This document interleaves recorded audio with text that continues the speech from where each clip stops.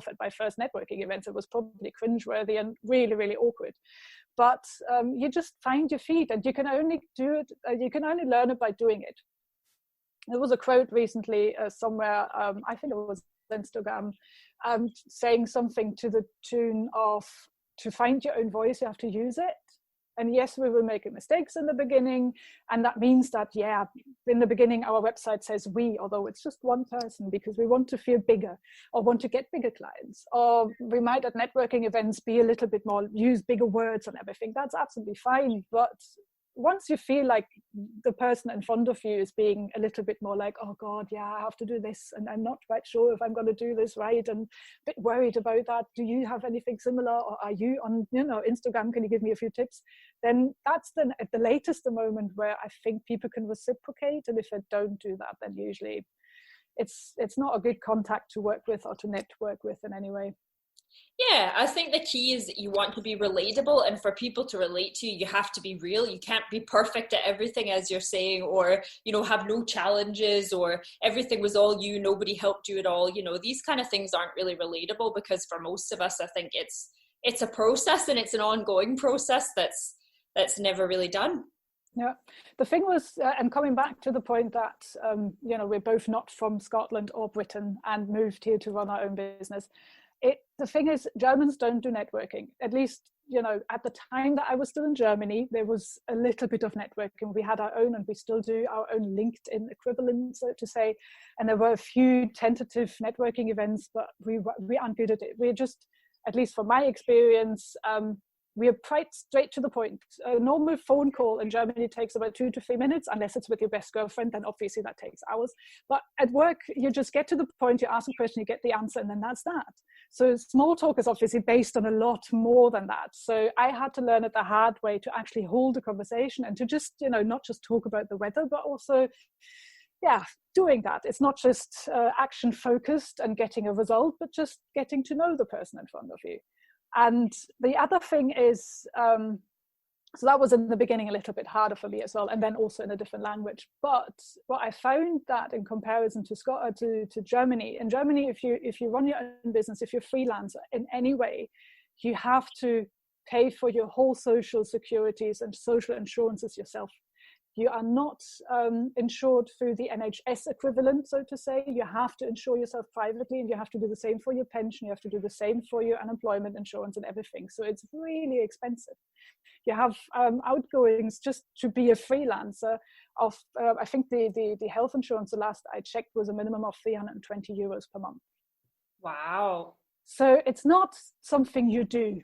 You might be a freelance journalist, or you might run your own business as an architect, but obviously those are very, very specific industries to do that. So freelancing and running your own business in Germany is not really a thing, because it's really, really difficult to do and very expensive. And you also then have to have higher rates, and you wouldn't be able to work with small local businesses because you're far too expensive in order just to cover your outgoings. So coming here, I found that Britain was a lot easier, because it's a lot more flexible. You can just go online, register as a freelancer, and then you're immediately health insured and everything, which I really, really liked. And the other thing I noticed was Scottish people are just unbelievably kind and helpful. That made the networking and moving here on my own and starting my own business so much easier. And also made me feel from the start that it's absolutely fine moving here on my own as a woman, and just nobody really in terms of contacts or network here.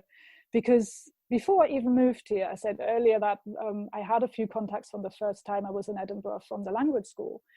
There was one teacher who moved away when I was here at first. So basically he moved out to Japan to his now wife. And although he's originally from Scotland, and he said basically flippantly, just like, well, I don't need my friends anymore, you can have them. Introduced me to all of his friends. His friends took care of me and showed me around Glasgow, for example. The first time I went to Glasgow, before I even had a tour there, a friend of his just took me under their wings and just showed me around, and even took a day off to show me around. And we did a pub crawl that in hindsight now I know we went to all the cool pubs and all the cool clubs. So and that was the same for the business level. People were extremely forgiving, helpful, and just supportive. that's something that doesn't happen in Germany, in a way that if you don't know somebody, you wouldn't let them stay at your place, or you wouldn't just meet up with somebody just to have a chat. At least not from my experience. I'm from the northwest of Germany. That might be different in other areas. I've lived in a few cities, but mostly in the north part. And that was the one thing where I thought I can move here, because Edinburgh and Scotland in general was always extremely friendly. And that made the networking less daunting. That made starting my own business less daunting. And every time when I needed help, I felt like I can ask. Yeah, I think people here are so friendly, and I noticed it like the first time I ever came to Glasgow. I noticed right away people are so friendly, and Canadians are obviously known for being friendly. So I'm from Winnipeg, which is a smaller city, and that, you know, our license plates say friendly Manitoba. That's kind of what we're known for. So that made the transition of coming here that much easier, because I was coming from one friendly place to another one. And in terms of what you said about the kind of business community, I found the small business community here to be amazing across the board in Scotland. People are so helpful and so supportive, and it's just, yeah, it's amazing. I didn't have the same experience back home, although I only ran my business very part-time back in Canada. I never did it as my full-time job, so it's maybe not fair to comment, but I definitely found that the attitude here was more about community over competition for the most part. Of course, there are a few people who maybe don't fit into that, but yeah, definitely a really good experience about setting up the business here. The support available from the government in terms of like things like Business Gateway and the resources available are just, I was so impressed. Yeah, and even just I was, when I was still in Germany, just emailing people on spec saying, "Hi, I'm Denise. I'm also in marketing, or I'm also a German, and I want to move to Edinburgh, and we're there. Can I buy you a coffee and pick your brain?" And everybody said yes. And that was new. That wouldn't have happened in Germany, not in my experience. And I really like that, because that made me feel that's not so much more secure in coming there and going through with it, and actually making the move. And they were all extremely helpful, and I was completely surprised when they then followed up. So they followed up and asking, "Oh, well, how has it been? And do let me know when you're here next," and everything. And it was just like, my God, they really mean it. So that was definitely one of the things that I found so amazing here in Scotland in general, not just in Edinburgh. And Glasgow is amazing. I mean, I've spent a lot of time in Glasgow just for the tours alone, but I have never been to Glasgow standing somewhere at a bus stop or something without having a conversation about the weather with somebody. There's just no way that would never happen. And it's a lot more Scottish as well. Obviously, Edinburgh has more incomers like myself. It's a little bit more international. And Glasgow, I've always found to be the more Scottish of the two cities. Yeah, I think that's true. And I know there's this rivalry between Glasgow and Edinburgh, and I haven't spent that much time in Edinburgh other than kind of going for the day or going to see things or going to Fringe or whatever. But I mean, it's a beautiful city to walk around in, and I've met some lovely people there too. There's obviously a really big arts community there and loads of creative people, which is really, really nice. So yeah, good experience for both of us. That's good. So if anybody else out there is currently planning a move to Scotland or thinking about a move to Scotland and wanting to set up a business, I think it's fair to say it's a pretty good place to do it. Oh yeah, it's one of the best, I think. Not that I have that much experience, but it's definitely something I would recommend. Well, on the kind of note of learning things, and you mentioned before about kind of learning to make mistakes and how that's maybe not a very German thing, but definitely a thing over here. People are willing to just go for it. I like to ask everybody at the end of the show, what is one thing that they wish that they knew before they started out in business? So in other words, what is one thing that you learned the hard way? Trust your gut.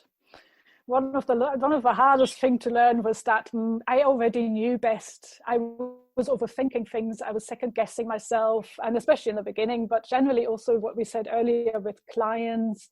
If it didn't feel right, I then kind of rationalized like, oh, but I should really do this because it's good experience, and I have to, no, because I can't just turn somebody away. If my gut told me don't do it, I really should have listened and just not do it. It's something I've come to trust in a lot of ways, not just in terms of business, but yeah, my gut, in hindsight, my gut always knew best. So I definitely should have should have listened to that from the start. But again, I didn't have any really bad experiences, but a few times where I looked at myself and I basically, my brain was telling me, or my gut was telling me, told you so. Yeah, and you know what, you're right. I'm the same. I didn't have any terrible experiences, but in retrospect, if I would have just trusted my gut from the start, it would have made my life a lot easier. And I think, like many lessons we learn, these are things that it's easy to look back on and go, oh, I should have known to do that. But actually, it comes with experience and years in the job and building up that confidence in yourself and in your business that you can trust your gut and ignore your brain sometimes. Yeah, or at least learn to investigate why your gut is telling you something. It's not about just randomly acting on instinct. It is about, well, my gut is telling me kind of, I have a bad feeling about this, and then looking into why. Because obviously sometimes it might just be that you're really just scared and this is a big thing and it's a big step, but sometimes that's a good thing. That's the good stress and the challenge. But yeah, just to listen to it and actually then, ask what is behind that gut feeling. If it's a good one, obviously it's easier. If it's a bad one, it's even more important to listen. It's just another one that I thought of earlier is also when going back to the confidence thing. I always thought things that I can do, everybody can do. Like, just because they're easy for me, I thought that's nothing special, because I had people ask me just like, I don't know, I wouldn't know what to do my business about. I'm not particularly good at something, or just, the usual things. And then it's not the usual things. It's just, you're really good at this. Like, or only because it comes easy to you doesn't mean that everybody has that ease in these terms. And this is not just good at what you're good at. Everybody is good at something else. And I wish somebody had told me that as well. It's just like, this is easy for you and this is really fun, but you're different from other people. Other people are better at other things. So there is absolute a reason. And yeah, you feel like you have to justify that. You're not telling everybody, oh, I'm so good at this, I actually can run my own business based on this. And it sounds so I don't know, really cringeworthy and boasting.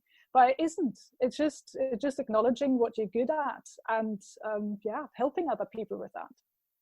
And I think, you said you do quite a lot of blogging. I do some blogging, but for me, I teach like workshops and training in photography. And I think as well, that all relates back to teaching and sharing the information that you have. Because in my head, I think, well, this is simple. There's no point writing a blog post about that because everybody must know that, because it's been second nature to me. I've been doing this for 12 or 13 years. So, it's recognizing the skills that you have that maybe not everybody has, or not everybody has developed the same way that you do, and finding a way to help people with that and to build your business with that.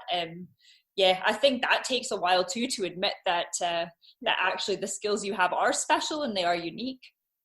Same for the boundaries. I mean, I'm the first one to raise my hand, and I can do your marketing or help you with your marketing. That's so much easier than doing my own. Thank you very much.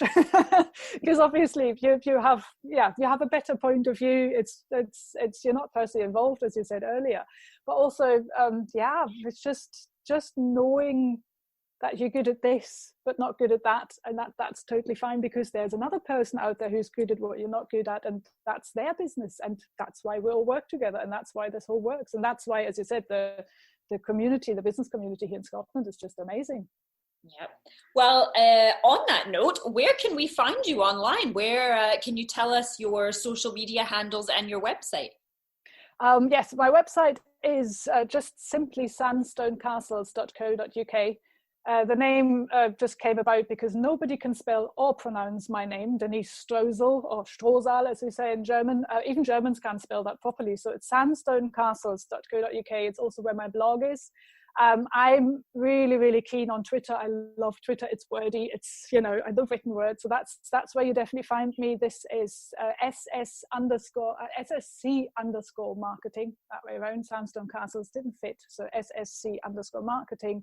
You obviously find me on LinkedIn. I am on Instagram, mostly for fun, but also a little bit sharing my blog and everything. That is sandstonecastles.marketing. And I am on Facebook, but that's more, window dressing. And it's not a business-to-business platform per se, and I only have a company page, but you can find me there as well. And I'm also sharing my posts and my marketing tips and everything there.